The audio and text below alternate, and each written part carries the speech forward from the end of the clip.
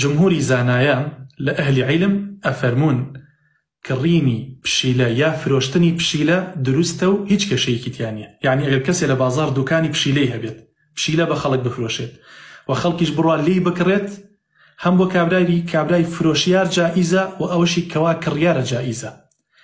بەس بۆ سەگ جائیز نییە، چونکە پێغەمبەری خوا صلی الله علیه وسلم فەرمیێ هەر ماڵێک سەگ ڕابگرێ لە ماڵەوە سەگ بەخێو بکە، هیچ مەلائیکەیەکی ڕەحمەتی خوای پەروەردگار داخلی ئەو ماڵە نابن. بەڵام مەسەلەی پشیلە لە سەردەمی سەحابەیە لە ماڵەکانە ئەگەڕا بەخێویان ئەکرد، تەنانەت ئەگەڕنەوە ئەفەرمون ئیمامی ئەبوو هورەیرە یعنی هوڕەیرە لە زمانی عەرەبیە هێڕە یعنی کەروێشک، هەر لە قەبەکەی ئەوە بوو. ئەفەرمون دایمەن کەرێشکە پشیلەیە بەسەر شانیەوە بوو، هێڕە یعنی پشیلە. باشە پیانەوت ئەبوو هوڕەیرە یعنی باوکی پشیلە. باشە بەناو بازارە ڕێی کردووە پشیلە لەگەڵیا بووە، لە ماڵیشەوە لەگەڵیا بوو، بەخێویان کردووە تەوافون عەلەیکم، یەکێکە لەو شتانەی کەوا بەسەر ماڵەکانە سوڕاوەتەوە، تەنانەت ماڵی پێغەمبەری خوا صلی الله علیه وسلم پشیلی تیا بووە.